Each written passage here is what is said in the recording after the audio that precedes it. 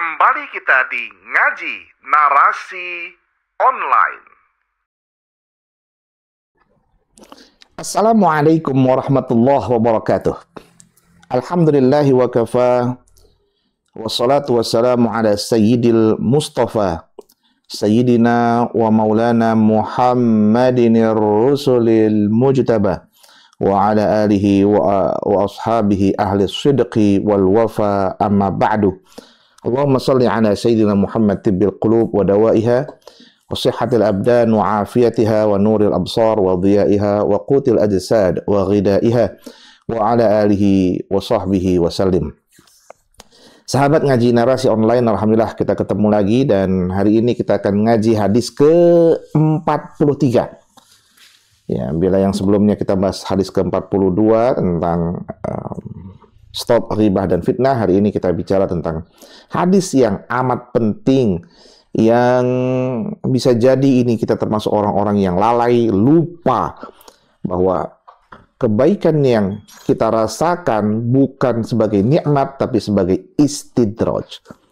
Untuk itu simak sampai akhir, jangan skip ya, kalau kita ingin mendapatkan manfaat. Bismillahirrahmanirrahim. Wa an Anas radhiyallahu anhu qala qala Rasulullah sallallahu alaihi wasallam, idza aradallahu bi'abdihi khairan ajjala lahu al-'uqubah fid dunya. Wa idza aradallahu bi'abdihi asy-syarra amsaka anhu bidhanbihi hatta yuwafiya bihi yaumal qiyamah. Wa qala an-nabiy sallallahu alaihi wasallam, inna 'azamal jazaa ma'a 'azamil bala. Wa inna Allah ta'ala idza ahabba qauman ibtalahum faman radiya falahu ar-ridha wa man sakhita falahu as-sukhtu. Rawahu at-Tirmidzi wa qala haditsun hasanun. Baik.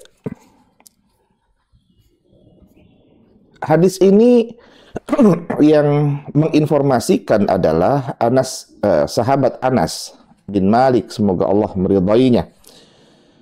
Ia berkata, qala Rasulullah SAW, bahwa Rasulullah SAW telah bersabda, idza aradallah bi'abdihi khairan, ya, bila Allah telah berkeinginan, bila Allah berkeinginan untuk hambanya itu menjadi baik, ya, bila Allah telah menjadikan hambanya itu ya baik, ya, ajjala lahul 'uqubah fid dunya, maka akan Allah percepat ya baginya uqubah, yakni hukuman itu di dunia.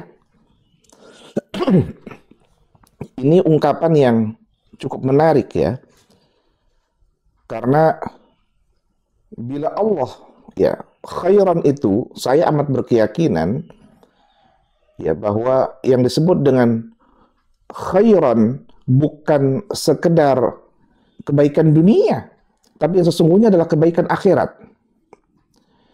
Dalam artian bahwa barang siapa yang Allah kehendaki baginya ditutup usianya dengan husnul khotimah, ya, dan nanti dia akan mendapatkan kebaikan akhirat, kebaikan di alam kubur sampai kebaikan di akhirat, maka dosa-dosa yang telah ia lakukan di dunia, ya, dosa-dosanya tentu dosa-dosa yang telah ditutup dengan pertobatan kepada Allah, ya, maka balasannya adalah di dunia saja, tidak perlu di akhirat.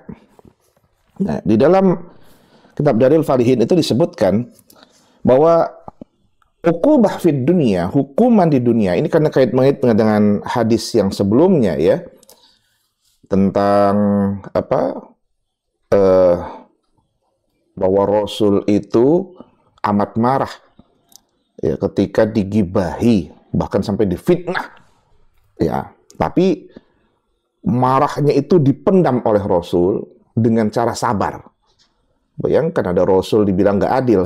Kalau Allah sama Rasul nggak adil, siapa lagi yang mau adil? Ini kan ya orang-orang ngomong di belakang. Nah, sekarang ini kita bicara tentang konteks kesabaran itu ya memiliki korelasi antara pahala dan cobaan. Maka ketika Allah menghadirkan balasan di dunia, itu berupa bibalain fi nafsi, ya berupa bala ya pada dirinya sendiri, berupa sakit ya, atau luka atau derita atau apapun itu pada dirinya sendiri.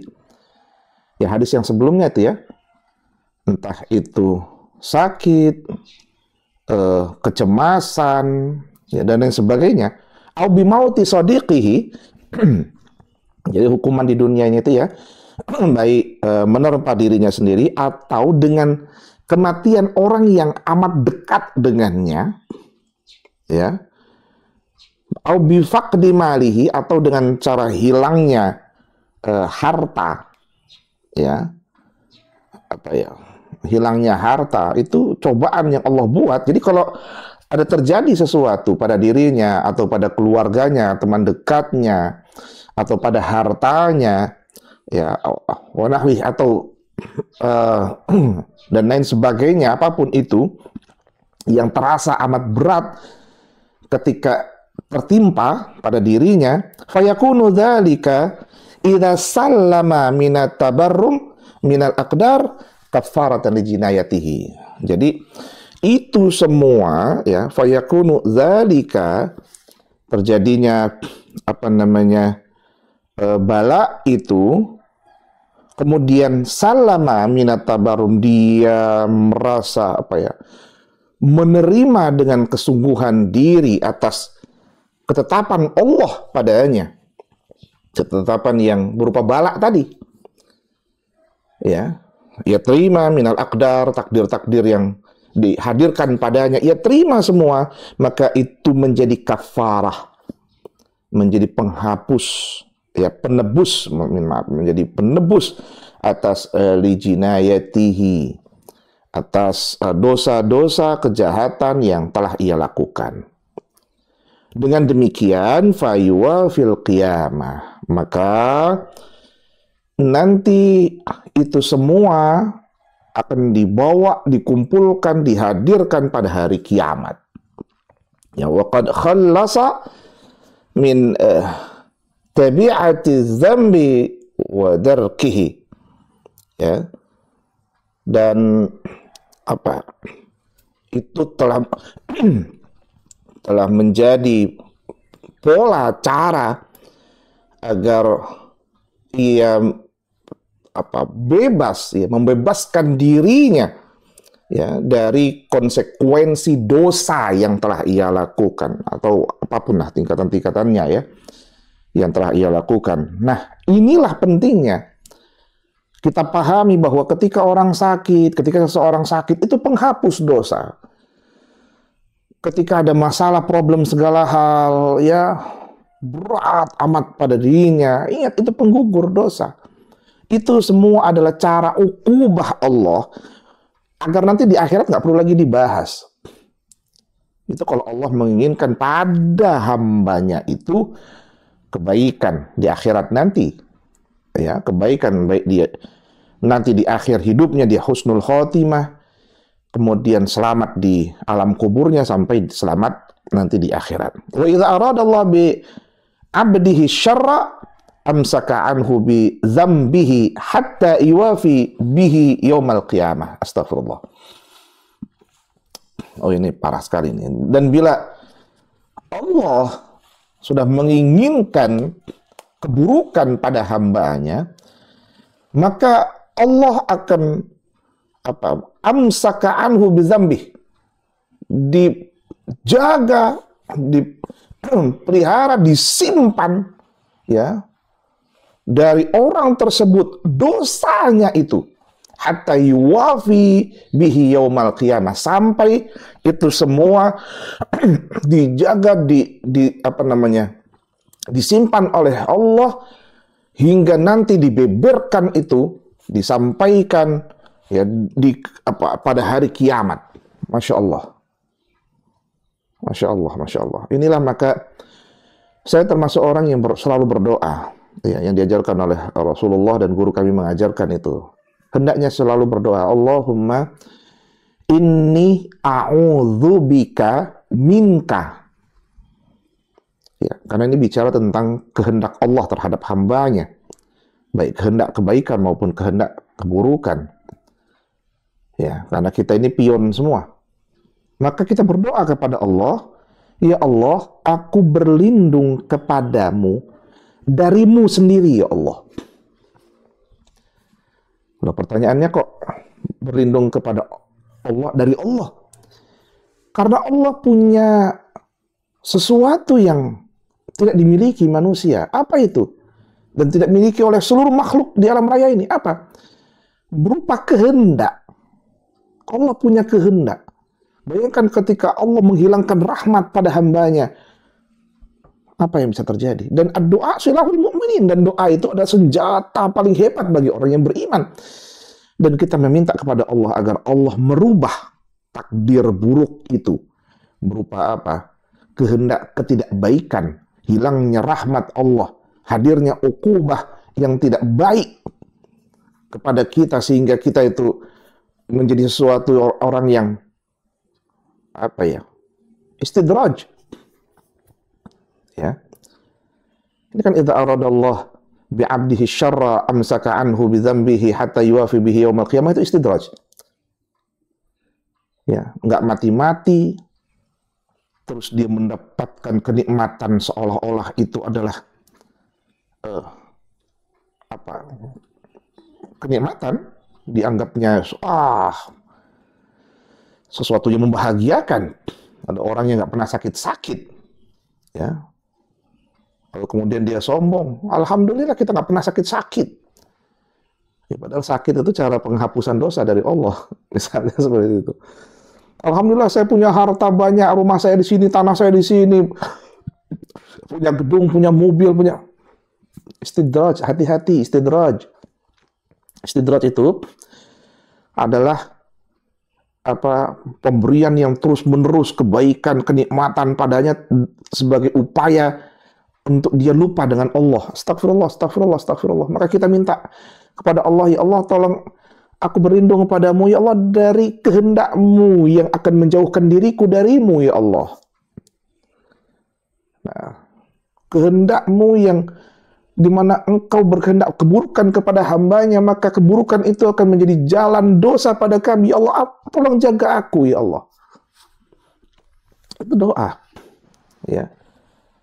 Kalau yang pertama kita bicara stop ghibah, fitnah. Ini kita bicara tentang stop istidraj. Ya. Insya Allah, merinding saya. Kadang-kadang kita dikasih kenikmatan tuh, kalau sudah lupa sama Allah, ya, itu bagian dari istidraj. Wa qala Nabi sallallahu alaihi wasallam, dan Nabi Muhammad sallallahu alaihi wasallam kembali bersabda, inna aizamal jaza, ya, ma'a aizamil bala. Sesungguhnya besarnya jaza, ya, pahala itu memiliki korelasi dengan besarnya cobaan, bala. Ya. Subhanallah. Ya, ini kenapa, ya? Ini terjadi sebagai alarm, ya, alarm bagi kita semua. Kalau kita diberikan kebaikan, jangan lupa bahwa pasti akan ada cobaan, akan ada ujian dari Allah, akan ada ujian. Karena semakin seseorang akan meninggi, ya semakin tinggi juga ujian itu. Nggak mungkin ujian anak S1 sama dengan anak SD, nggak mungkin. Tentu ujian S1 lebih tinggi, dan ujian anak S2 akan lebih tinggi dari anak ujian S1, dan ujian anak S3 akan lebih tinggi dari ujian anak S1, S2. Jadi itu korelasinya. Maka prinsip rasa itu merasakan bahwa hasibu anfusakum qabla an tuhasabu. Senantiasa merasa dan kemudian menghisap dirinya, kontemplasi sebelum nanti Allah yang menghisap kita hitung-hitungan. Ya. Itu pentingnya. Wa inna Allah Ta'ala idza ahabba qauman ibtalahu, dan bila Allah sudah mencintai satu kaum, ya maka Allah akan memberikan padanya cobaan. Ya, ujian. Pasti ujian itu pasti keniscayaan. Jadi kalau ada orang yang sudah sakit, bersyukur kepada Allah bahwa itu adalah upaya dengan cara sabar. Upaya apa? Penghapusan dosa, ukubah atau hukuman di dunia, sehingga hukuman di akhirat selesai. Karena nggak ada satupun di antara kita ini nggak punya dosa. Kecuali orang-orang yang dijamin masuk surga sebagaimana yang Allah infokan kepada Nabi Muhammad, dan Nabi Muhammad menyampaikannya. Para sahabat awal itu ya. Mereka disebutkan itu. Nikmatnya kalau kita nggak ada yang satupun kita punya sertifikat anti dosa, nggak ada. Maka oleh karenanya faman radhiya falahur ridha, ya, wa man sakhata falahu sukhtu. Siapa yang ridha atas ujian yang Allah berikan, maka ridha Allah hadir padanya. Siapa yang murka, marah dengan cobaan ujian yang Allah hadirkan, maka ia akan mendapatkan murka, marahnya Allah. Ya. Makanya ketika diberikan ujian, nggak usah uring-uringan. Ya, nggak usah uring-uringan, diomongin orang, digibahin, difitnah, nggak usah uring-uringan. Ya, nggak usah uring-uringan. Allah yang nyelesain, nggak usah. Kan kita ingat tuh surah Al-Kautsar itu kan, ketika Allah memberikan nikmat yang banyak, maka sholatlah, berkurbanlah. Nanti ketika orang nyinyir kepada kita, nggak usah dipikirin, nggak usah diributin. Nanti Allah yang balasnya abtar. Maka Allah akan memutus rahmat darinya, gitu ya. Nggak usah kita yang repot. Allah yang punya kuasa. Biarin aja. Itulah ridha dan sabar. Ya, itulah ridha dan sabar. Jadi ini ingat, kalau ridha dengan cara sabar, Allah memberikan padanya ridha, baginya ridha. Tapi kalau uring-uringan, marah, maka dia akan mendapatkan murka Allah. Jadi nggak perlu kita ngomong, ya Allah, ngapa saya sakit kayak gini? Nggak usah. Ya Allah, kenapa keluarga saya yang diambil? Nggak usah. Menangis wajar, mengucapkan kata-kata, ya Allah, astagfirullah. Nggak apa-apa ngomong. Atau sakit, ya Allah, sakit, ya Allah. Nggak apa-apa. Ngomong begitu nggak apa-apa. Ya, tapi yang nggak boleh adalah ketika hingga keluar kata-kata yang tidak baik, tidak layak padanya. Ya, seperti, ya Allah, sakit ini, ya Allah, kenapa engkau kasih aku sakit begini? Nah, itu udah overlap, udah berlebihan. Nah, itu yang kata-kata itu yang nggak boleh. Ya, jangan sampai nanti Allah malah tambah murka dengan kita. Sudah banyak dosa, Allah murka. Kira-kira kalau Allah yang murka, mau lari kemana? Aduh, ya. Ya, bahaya. Nah, saya kira itu penjelasan kita, dan ini hadis diriwayatkan oleh Imam At-Tirmidzi, ya, dan ia mengatakan hadis ini hasan. Ya, hadis ini hasan. Hasan itu sahih, hasan, dhaif. Ya, dan ini hadis menjadi sarana bagi kita semua untuk melakukan kontemplasi. Kalau hadis sebelumnya itu hadis ke-42 bicara tentang stop ghibah dan fitnah. Ini hadis yang ke-43 adalah hati-hati dengan istidraj.